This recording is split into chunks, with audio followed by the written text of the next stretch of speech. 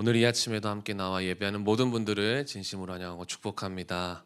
오늘은 요한복음 9장 35절에서 41절까지의 말씀을 가지고 신앙은 전부입니다 라는 제목으로 함께 말씀을 나누려고 합니다.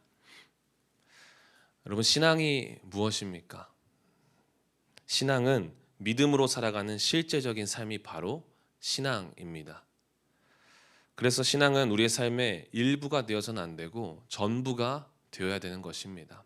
예를 들어 아이를 양육할 때도 똑같죠. 온전히 마음을 쏟고 그렇게 해야만 정상적인 건데, 저 일부분만 사랑하고 일부만 우리의 삶을 드리면은 그것은 온전한 사랑이라고 볼 수 없는 것이죠.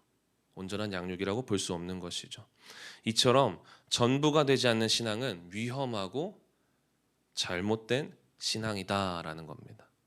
그런데 오늘 본문에 등장하는 맹인, 이 시각장애인이 치유받고 그 이후에 신앙의 일부를 경험한 것을 넘어 신앙의 전부를 경험하는 내용이 오늘 본문에 등장하게 됩니다.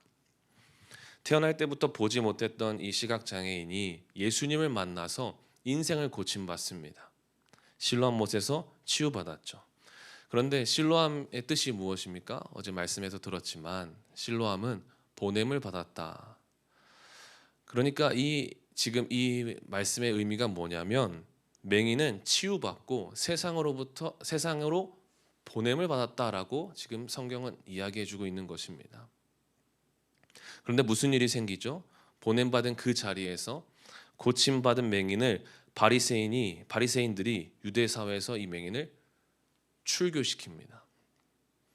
유대 사회에서 출교는 이방인 취급당하는 것입니다. 종교 생활도 할 수 없고 공동사회에 소속될 수도 없고 심지어 직업까지도 가질 수 없는, 그냥 죽음을 뜻하는 의미가 바로 이 출교입니다.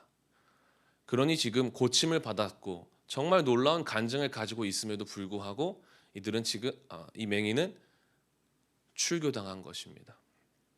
여러분, 믿음을 지키는 신앙의 생활을 할 때 맹인과 같이 세상으로부터 여러 어려움을 겪을 수 있다라는 것입니다. 억울한 일을 당할 때가 있다라는 것입니다.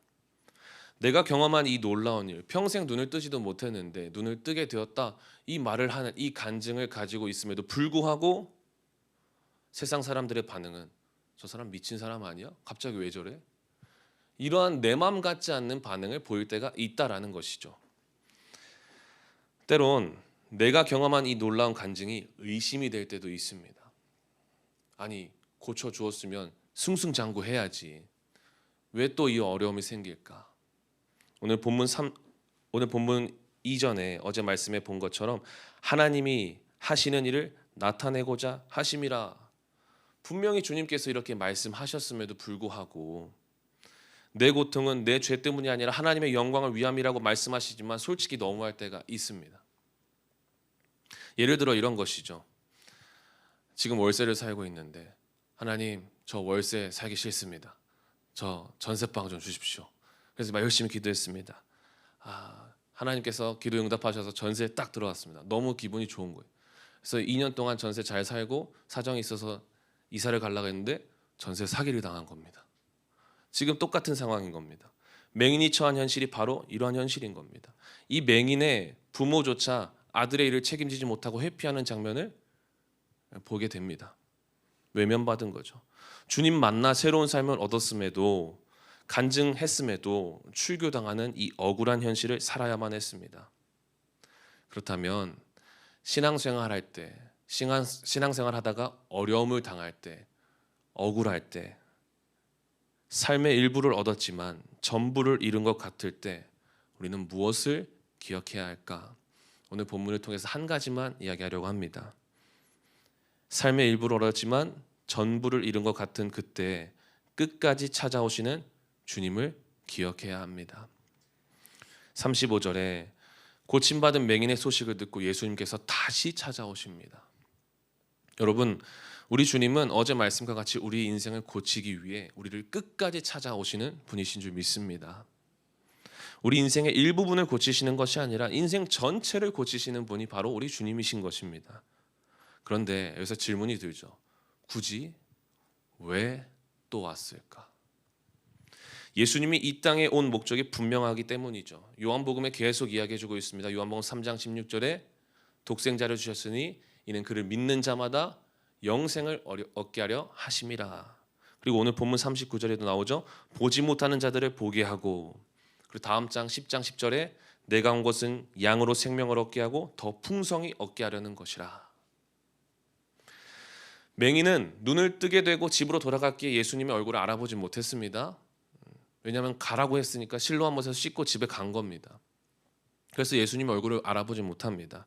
그런 그에게 예수님께 찾아오신 것은 단순히 야, 너 살린 거 나다. 너 눈뜨게 해준 거 나다. 얼굴을 보여주면서 그렇게 눈도장 찍으러 오신 것이 아닙니다. 35절에 네가 인자를 믿느냐, 36절에 내가 믿고자 하나이다. 영생을 주시기 위해 우리 주님이 끝까지 찾아오신 것입니다. 일부만 고침받고 그 인생에 있어서 전부를 잃어버린 그 삶에 주님이 다시 찾아오셔서 영생을 주신다라는 것입니다.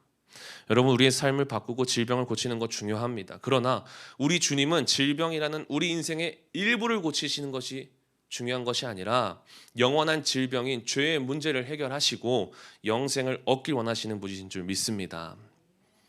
치유보다 중요한 것은 영생을 얻는 것입니다. 그래서 요한복음에 계속 이야기하고 있죠. 나는 생명의 떡이다. 나는 생명의 떡이다.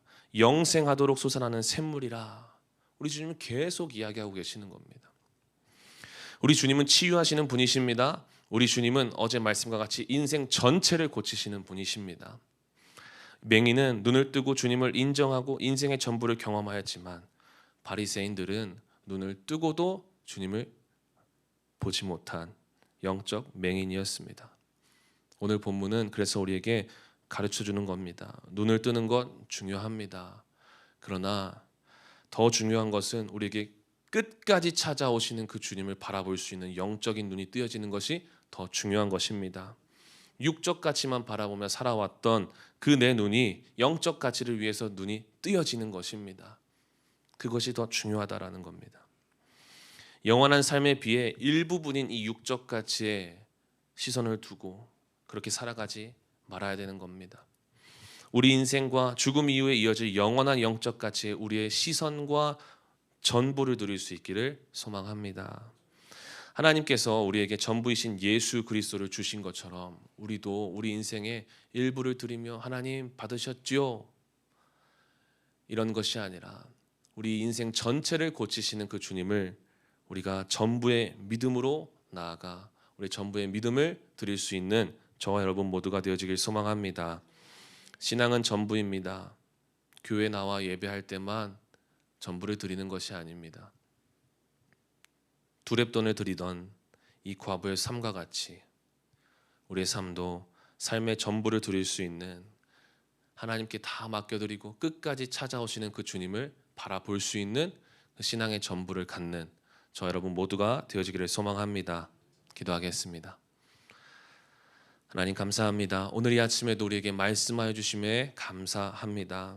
하나님, 우리의 삶은 정말 이 맹인과 같이 깨어져 버린 삶인 것처럼 살아갑니다. 어쩌다가 하나님의 은혜를 경험해서 우리의 삶의 일부를 고침받고 삶의 일부를 조금 괜찮은 것으로 나아갔지만 또다시 어려움이 찾아왔을 때 우리의 삶의 전부를 잃어버렸을 때가 있습니다. 주님, 그러한 우리의 삶의 전부를 잃어버린 우리의 삶 가운데 끝까지 찾아오시는 주님을 우리가 보게 하여 주옵소서. 육적 가치에 눈을 돌려 살아가는 것이 아니라 영적 가치이신 주님을 바라보며 우리의 시선을 고정하고 집중할 수 있도록 도와 주시옵소서. 그래서 우리에게 육적인 질병을 고치는 것뿐만 아니라 영원한 생명을 주시기 위해 오신 그 주님을 우리가 소유하게 하여 주시고 주님과 함께하는 것을 날마다 누릴 수 있도록 도와 주옵소서. 하나님, 가지고 나온 기도의 제목들 참 많이 있습니다. 주님, 외면하지 마시고 그 기도의 제목들 주님께서 받으시고 우리의 삶 가운데 최고의 것으로 응답하시옵소서. 감사드리고 예수님의 이름으로 기도하였습니다. 아멘.